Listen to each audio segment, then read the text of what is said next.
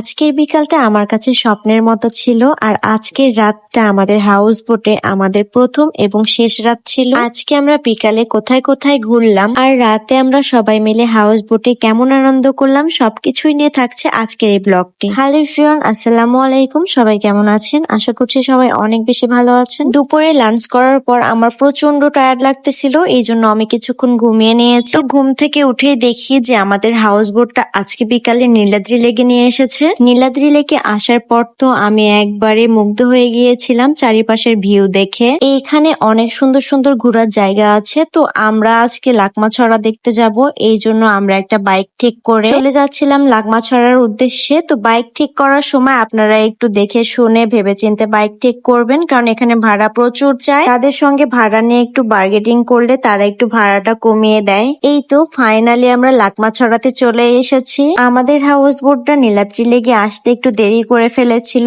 আর সেইখান থেকে আমরা আবার লাকমাছড়াতে বাইক নিয়ে আসতে আসতে প্রায় বিকাল গড়িয়ে সন্ধ্যায় হয়ে গিয়েছিল। বাইক নিয়ে আমরা যে রাস্তাটা দিয়ে এসেছি সেই রাস্তাটা প্রচুর খারাপ ছিল, প্রচন্ড কাদা ছিল রাস্তায়, এই জন্য আমাদেরও লেট হয়ে গিয়েছিল আসতে আসতে। লাকমাছড়াতে এসে আমাদের অনেক ভালো লাগছিল, আর এই পাহাড়গুলা দেখতে এতটা ভালো লাগছিল মাশাআল্লাহ। আর এই যে এখানে যে পানিগুলো দেখছেন, এই পানিগুলো যে এতটাই ঠান্ডা, মনে হচ্ছিল যে ফ্রিজের পানি। আমরা যদি লাকমাছড়াতে আর একটু আগে আসতে পারতাম তাহলে অনেক সুন্দর একটা ভিউ পেতাম। এখানে এসে তো আমার আর যেতে ইচ্ছা করছিল না, এত সুন্দর ভিউ আর এত সুন্দর পরিবেশ ছিল এখানে। আর পানির নিচে অনেক সুন্দর সুন্দর ছোট ছোট পাথর ছিল, তো আমি সুন্দর সুন্দর পাথরগুলো কুড়িয়ে নিচ্ছিলাম। এখানে এসে তো আমরা অনেক সুন্দর সুন্দর ভিডিও করেছি, অনেক সুন্দর সুন্দর পিকচার তুলেছি। কারো যদি মন খারাপ থাকে তাহলে এই জায়গাটাতে আসলে আপনার মন এমনিতেই অনেক ভালো হয়ে যাবে। মন ভালো করার মতো একটা জায়গা। আমার তো অনেক ভালো লাগতেছিল।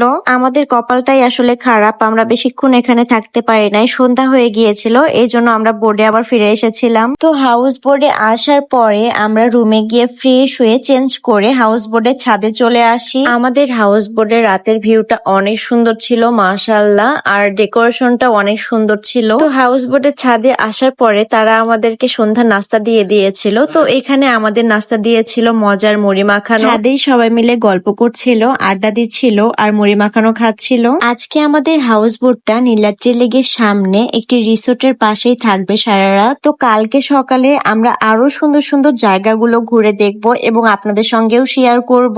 মুড়ি মাখানোটাও কিন্তু বেশ মজা হয়েছিল। এখানে কাঁচা মরিচ, শসা, টমেটো, কাঁচা পেঁয়াজ দিয়ে ভালো করে সুন্দর করে মুড়ি মাখিয়ে দিয়েছিল আমাদেরকে। এই তো আসল জিনিসটাই এখন চলে এসেছে, যাকে এতক্ষণ ধরে মিস করতেছিলাম। গরম গরম 1 কাপ দুধ চা। এখানে আপনি আনলিমিটেড চা খেতে পারবেন যখন ইচ্ছা তখনই। রাতে বৃষ্টি হচ্ছিল, এই জন্য তারা আমাদের রাতের খাবারটা লবিতেই সার্ভ করে দিয়েছিল। আসলে সবাই মিলে বসে গল্প করতে করতে একসঙ্গে লবিতে খাওয়ার মজাটাই কিন্তু অন্যরকম। আর আজকে আমাদের রাতের খাবারের মেনুতে ছিল fried rice, chilli chicken, vegetable, মাছ ভাজা, আর সাথে ছিল কোল্ড ড্রিঙ্কস, আর ডেজার্টে ছিল পায়েস। তো পায়েসটা আমি খেয়েছিলাম না, আমার ভালো লাগছিল না, তাই খাওয়া দাওয়া শেষে একটু রেস্ট করে এখানে ছেলেরা তো সব উড়াধরা নাচ শুরু করে দিয়েছিল। আজকে রাতে তো কেউ ঘুমায় নাই, সারা রাত ধরে এগুলাই করেছে সবাই মিলে। আমরা মেয়েরা সংখ্যায় কম ছিলাম জন্য ছেলেদের মতো এত আনন্দ করতে পারি নাই।